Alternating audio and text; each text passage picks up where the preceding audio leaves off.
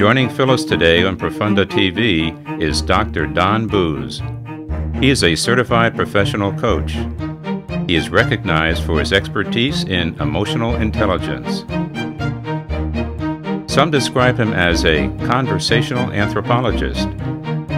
He is the author of the Emotional Intelligence Primer, How to Be the Difference That Makes the Difference for Today's Leaders. He's also a trained French chef. Too bad, Phyllis, that this isn't a cooking show. I'm really excited to have a chance to talk with you, Don Booz. It is an honor to have you here. And I just think that it's worth saying the name of the book one more time, and that is, you are the author of the Emotional Intelligence Primer, How to Be the Difference That Makes the Difference for Today's Leaders. Right. There are a lot of people trying to make a difference for today's leaders. What's special about your approach? What is emotional intelligence? Well, yeah, that's a good question.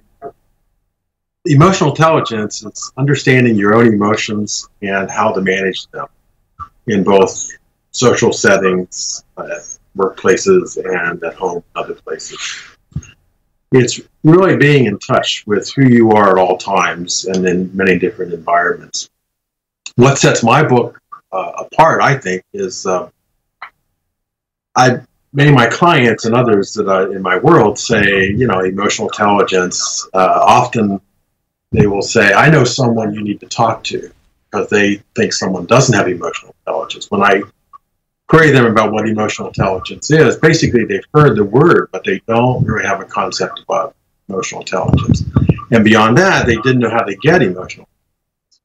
So I wrote this book because many of my clients, most of my clients, I work for the University of Kansas Hospital as an external coach, and they kept asking me, where can we read a book about this, or how can we get more into emotional intelligence in our own workplace? So I wrote the book with managers of hospitals in mind and leaders of that hospital.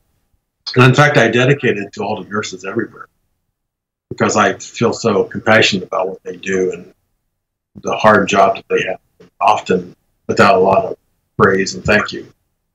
Well, I know that they're very fond of you. In fact, they even have a slogan at the hospital called "Get Booze," as I recall in our earlier conversations. Yeah.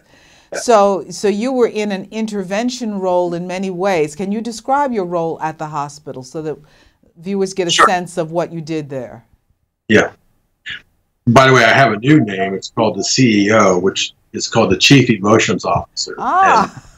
And so I don't think the CEO of the hospital knows that yet, but that's what the nurses do.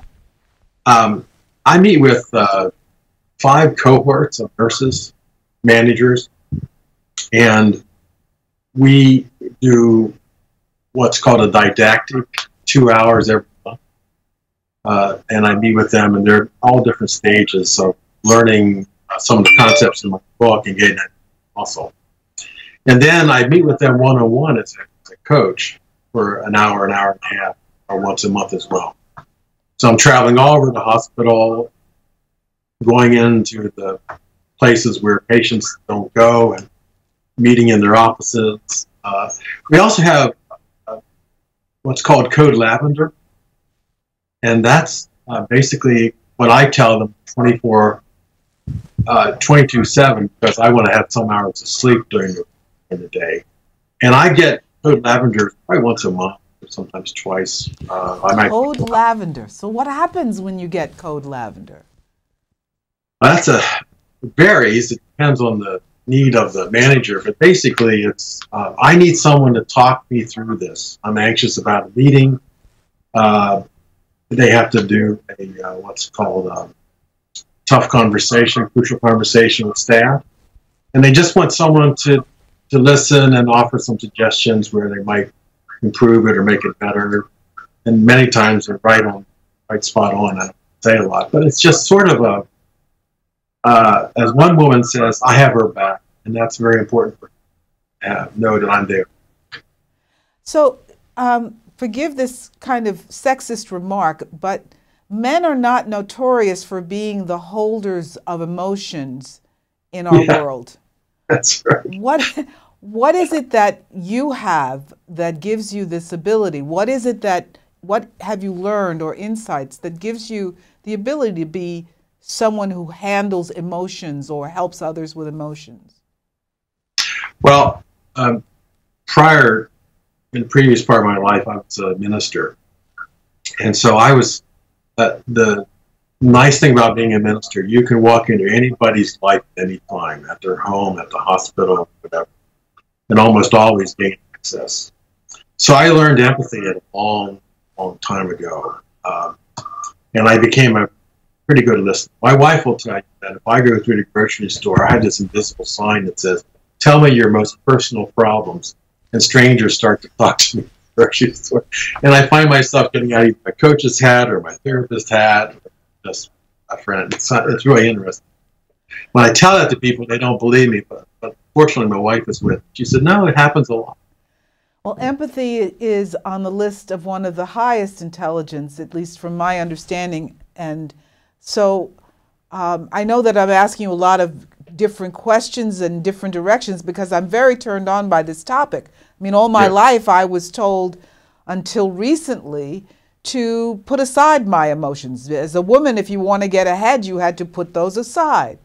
So now all of a sudden there's this thing called emotional intelligence, and I have to sort of think about it.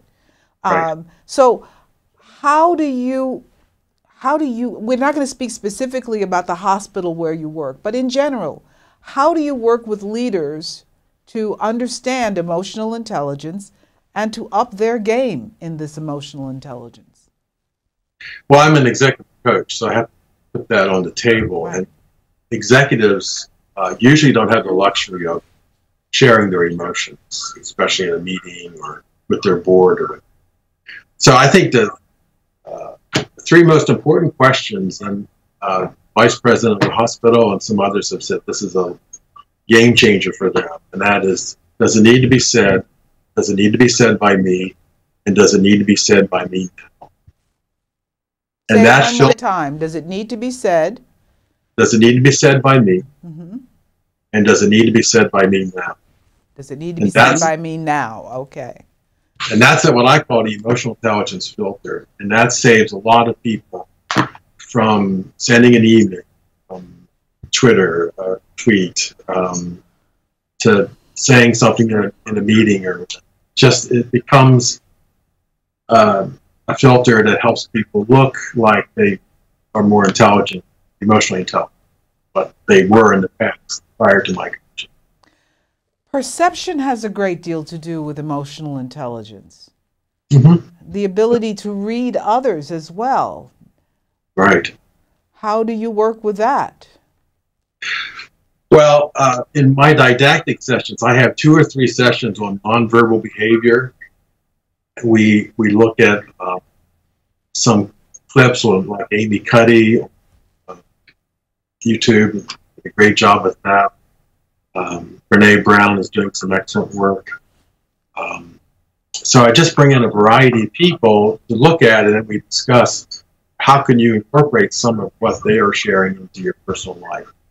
So we talk about how you sit and how you present yourself, how much space you take up. I had a man who would sit all the time like this in meetings. And Phyllis, I also do shadow coaching, so I will follow people around all day long and watch them in different settings. He would sit like this. I'd say, "Are you aware of what signals you're giving off?" He says, "This is comfortable for me." And he had no other way of like, he said, "What am I going to do with my hands if I don't do this?" I said, "Well, let's try it. Let's just put it out and see what happens." It was very awkward for me. But right away, some people noticed that he changed his posture. And so he started to be a little bit more open, and I think people were more open to him, at least from my observations, when he told me. You know, there's so much investment in the use of the brain and the intellectual intelligence that this is what's going to make people access each other more effectively. You know, I know that you have a passion for people. I've witnessed that. I've seen that over the couple of times we've had a brief conversation. But do you have a personal mission? I would imagine that you have to have a calling to get through this kind of work. I do. I'm trying to help people to be the best possible themselves. And my personal mission statement is to change their world one skill at a time. And what I am most helpful with is to help people keep from having an amygdala hijack, when the emotions take over, the cortisol goes through the brain, and they say things that they wouldn't normally say. They have to go back and apologize. So I do a lot of work with what are the triggers, and you practice breathing. We do a lot of exercises on breathing, deep breathing. What your amygdala doing, and what most importantly, what's the self-talk that's happening. I'm very passionate. Well, let's go over this again, because I think this is worth reiterating. You talk in the book about the amygdala hijack. So Yes. it's a part of the brain that you feel gets under attack in some way? It takes over the brain, and it just literally, the prefrontal cortex does not get all the blood it needs, and goes right here into the amygdala, and that's why people's veins constrict. That's why they get red in the face. That's why they speak louder. It just takes over the whole body. It doesn't take much to go on news every day, from a politician to an actor, an actress, to a sports figure. I mean, I have clips. I have so many clips I don't know which one to choose from. For someone, road rage. Yeah. One of my nurses says, "I'm fine until I get in the car," and then she says, I act and talk like a Philistine. You wouldn't want to hear me speak the way I speak to some of the drivers in front of me. But that's for me to take. But you help people get a hold of this, and so let's take me through it. I'm trying to think of any triggers for me. Right now, at the moment, it's watching the TV. This is at the moment, a politics-free zone. I don't know if I will change the policy on the show, so we'll stay off that. But I notice that I have a lot of upset watching certain things these days. Right. So you're not alone. What would you do with me? Well, it depends upon how upset you are. But first of all, you might want to turn off the TV. Yeah. And so that's remove yourself from whatever situation you're in that's causing you to get a trigger. If you're a journalist of any serious sort, you got to stay with it. So, but okay, that's the first step. Okay. The second step would be do some deep breathings while you're in the moment. There's a thing in the book that I like to promote. It's called pre-program yourself. When you know you're going into an intense situation, it's a good idea to do some deep breathing 3 or 4 times. And from the belly, and let it out, hold it. There's 4-7-8 breathing, which is 4 in, 7, release for 8. Any type of deep breathing you can do automatically calms yourself down. And then your self-talk, which tends to be parent-child in relationship. We allowed our self-talk to talk to us in ways that we wouldn't allow our best friends to talk to us. And so in writing this book that I'm hoping to release at the end of this year, is if you talk to yourself in the third person versus I'm upset, or I said a stupid thing, or if you just talk to yourself like, Phyllis, now you're getting upset. Let's calm down. This is not worth it. So you give a different dialogue to your self-talk that lets you say, okay, this is just make-believe. This is out of my control. Whatever you want to say that's going to help you to calm down. Sometimes we get upset about things that we can't have any control over. My friend and mentor, Jack Canfield, says that fear is fantasized experiences appearing real. and oftentimes Tony Robbins also talks about Now fear you're being going fast. Hold on. That's a very powerful thing. You're quoting your colleague Jack Canfield, and he says, yeah, fear, let's say it slowly. Fear fear, is mhm, fantasized experiences appearing real. fantasized experiences Yeah, appearing real. That's useful. very useful. And the amygdala is taking in all kinds of data, always scanning their horizon, see if you're a friend or foe. Am I safe? And those kinds of things. And it can make mistakes. And the brain doesn't know the difference between what is real and what is not real. We have lots of studies with athletes going through um, routines, and all the body is saying going through it, but they're sitting in a room because the brain can't distinguish that. You can, as a therapist, previous life, I can tell you that people bring things in from when they were 8 years old, 4 years old. That's dictating how they go through life. They haven't been able to deal with that at some level. And so we can it's called, in NLP, it's called an anchor. You know, like you can smell someone's perfume. Like I was walking through the hospital last week, smelled this god-awful perfume. I thought, what?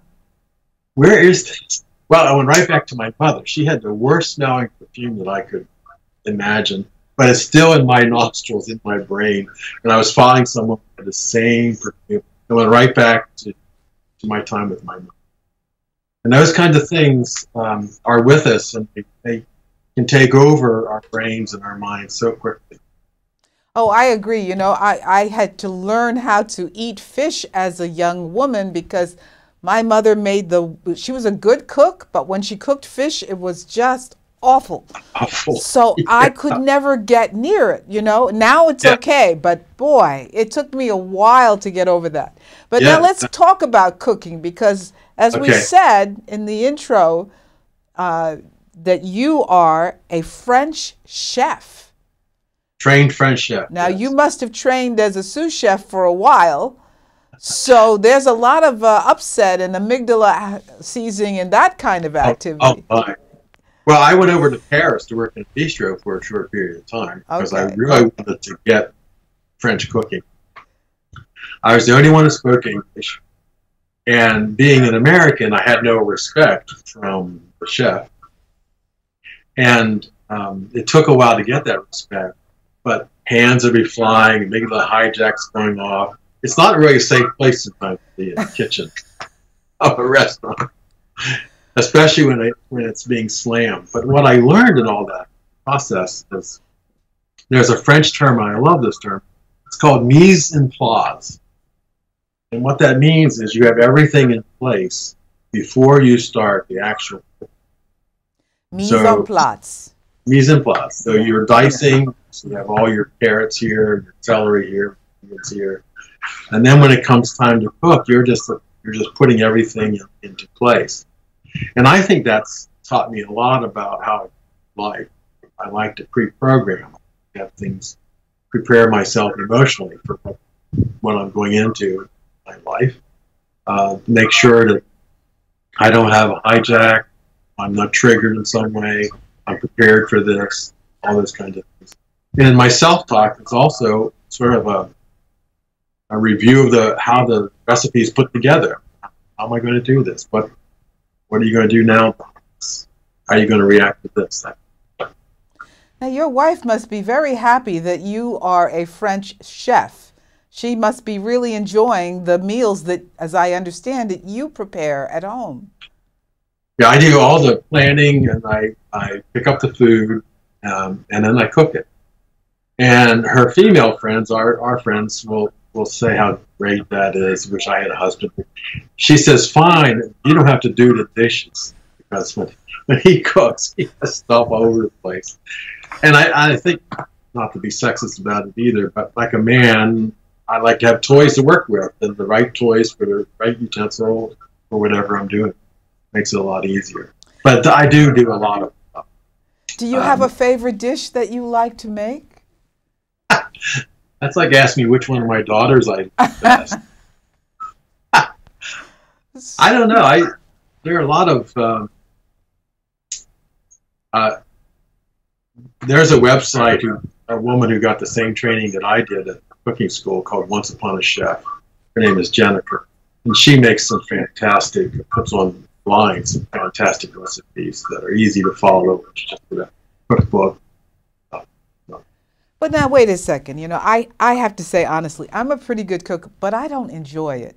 You know, Oh, I don't enjoy it. So here's the scenario. You're following this wonderful recipe, and you get all the way down, and you're missing an ingredient. You know, what do you do? Now, I know in real life this situation occurs. You know, you're working on your script, and you show up to the show. You gotta wing it. What do you do as a chef when you've got everything and you're missing that one element? well, Phyllis, it's always helpful to have a bottle of wine and a glass of wine here.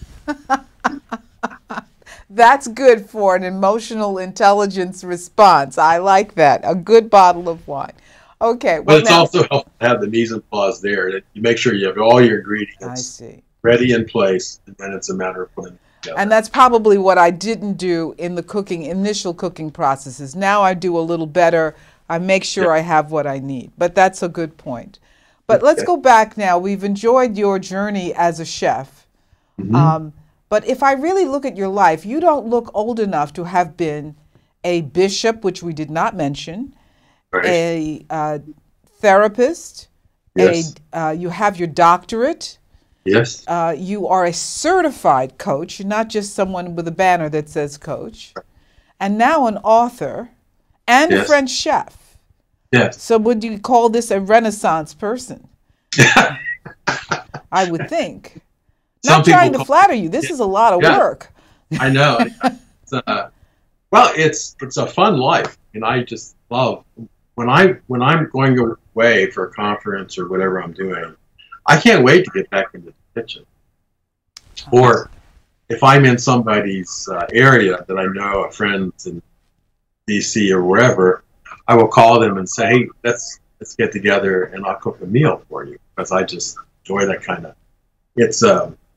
It brings people together, I think, in a healthy way, especially if you have a good meal. And I personally am fond of French food because of the nuances of flavors. You don't have to gorge yourself, but it's rich food, and it's usually very well. Yeah, well, I agree with you. And for years when I was younger and I didn't know what coquille Saint-Jacques was, I enjoyed it. You know, when I was an ABC News correspondent eating at one of the fancy restaurants across the street and having coquille Saint-Jacques. And then I discovered I was enjoying snails. Yes. Not so pleasant to, and then I actually saw snails, what they look like alive. I don't think I could eat one today. But, you know, I'm having fun with you, but I'd really like to know, what are you still working on in your life? What are the things that, since you have all of this experience and you have insights, where's the next work for you on yourself? That's it. I haven't been asked that question. We go deep here, but that's Profonde.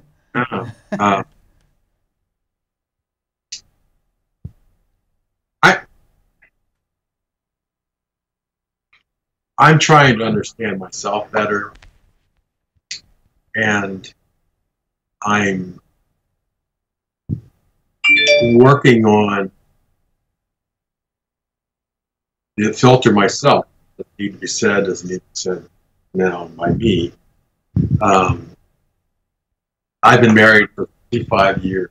And 55 years? 45. 45 years.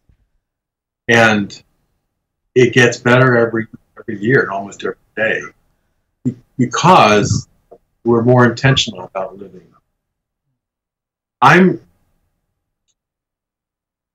What comes to my mind, Phil, to answer your question in all honesty and all integrity, I'm trying to live the moment and to recognize it doesn't get any better than this.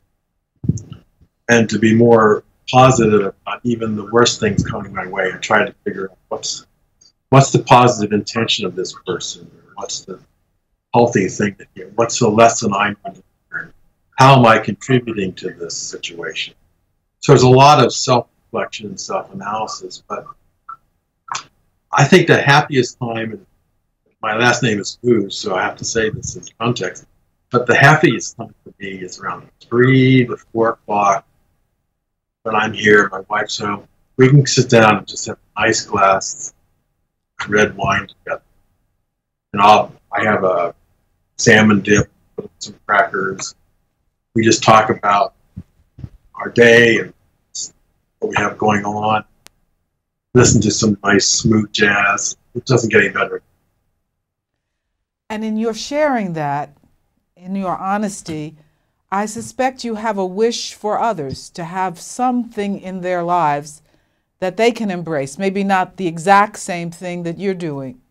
Right. Am I reading that correctly? That's correct. The saddest thing for me is many of my clients are nurse managers, and they put in long hours. And they don't have time or take the time to sit down and experience life in the moment. They're constantly dealing with issues, much like I was as a bishop, but in a different life and death things. I would wish everybody would be able to say, here for a purpose. What is that? And how can I contribute to make this world a better place?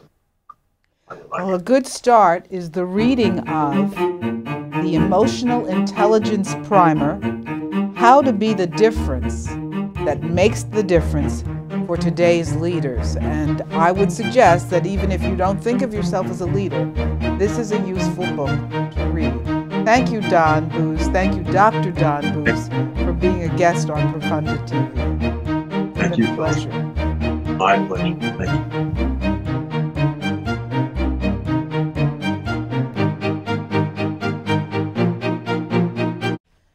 Thank you for watching.